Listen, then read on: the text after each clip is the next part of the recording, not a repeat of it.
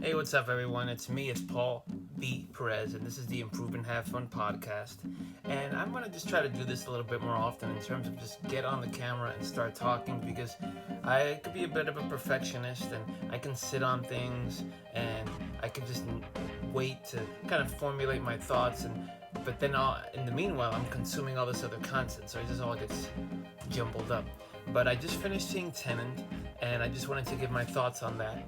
Put this out as a video, put this out on the podcast feed, and like I said, not overthink production all the time because that's what I a lot of times do. And I'm sorry if the audio or video quality is not up to the level of what I normally put out, but uh, I think doing it this way, not all the time, but just when I have a thought in my mind or something that I want to get out, um, will help to just to push the stuff out there that I want to get out there to you. And of course, I always want to hear what you have to say, what you have to think. But what I wanted to say, I saw Tenet, and seeing the movie made me realize that everything that Christopher Nolan makes is not like God's gift, And it's really with this movie, it really made me feel like not every one of his films is a winner. I would say I haven't seen every single Christopher Nolan film, but I would say maybe from Memento on, I've seen a lot of his movies, and a lot of his movies, they are fantastic, always visually amazing, and the soundtracks are amazing. But he's had some movies, in my opinion, that have not been winners, and that I haven't thought they were like the greatest thing ever. And Tenet is one of them.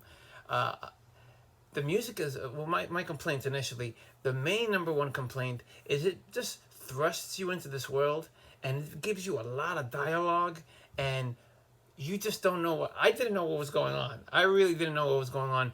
The movie has a satisfying ending and a lot of like loose threads in terms that you see throughout the movie are all tied up by the end of the film, and that's cool. So the movie's a cool thrill ride. But in terms of, if you're asking me like uh, John David Washington's character, the main character, why he had to do some of the things he had to do, I couldn't tell you. Like there was this whole military scene in the end. Like what were they doing exactly? Or they was trying to stop a bomb. I think this movie could have been just much more easily explained. And maybe I don't think I'm dumb, but maybe I'm just not getting it. But it just, you need to see this movie with subtitles. And I'm okay with subtitles. Sometimes I even would watch a movie that's very wordy with subtitles so I can just understand what's going on. But this movie definitely needs some subtitles just so you could understand all these little bits of dialogue that they're talking about.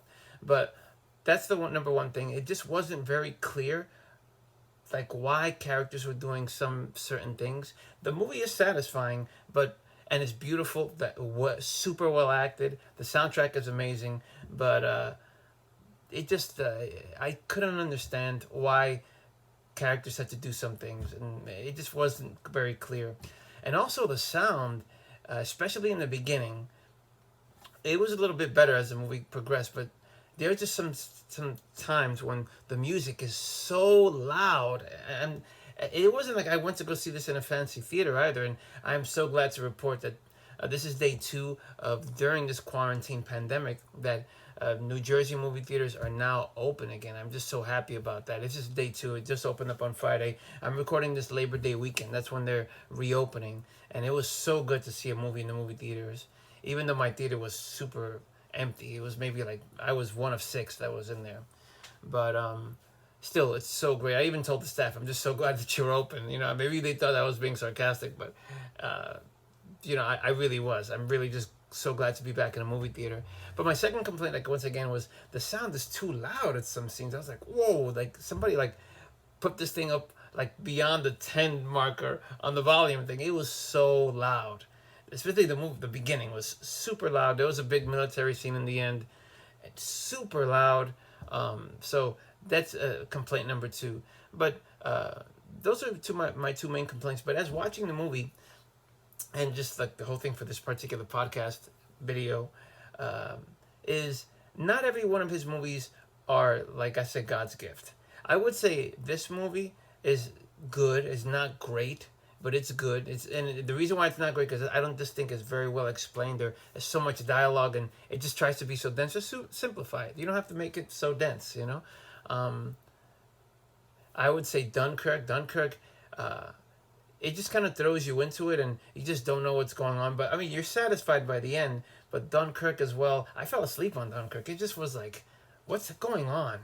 That was another movie where I was questioning what's going on. But I guess a satisfying ending.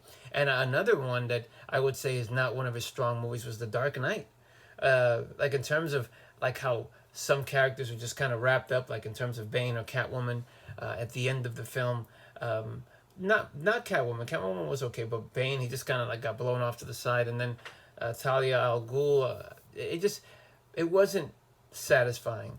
But out of the many movies that he's made, and just these three, I think, were not some of his best movies. Good, but not great, like some of his other movies have been, like a Prestige or I'm talking about The Dark Knight Rises. I'm sorry, The Dark Knight Rises was the one that I wasn't crazy about. But The Dark Knight, amazing. I really enjoyed Interstellar as well. But not everything that he does is fantastic. I just wanted to say that. But once again, I'm so glad movie theaters in New Jersey are reopened. They're 25% capacity right now, and I hope they stay open. And just so glad to be sharing this with you. If you have any thoughts or comments, please comment below if you're watching this in the video format. If you're listening to this in the podcast form, you can go ahead and comment on the blog at improveandhavefun.com. And tell me what you think. And tell me if you think I'm totally off base or if you agree. My name is Paul V. Perez. Thank you so much for listening. Thank you so much for watching. Like I said, this is a no-frills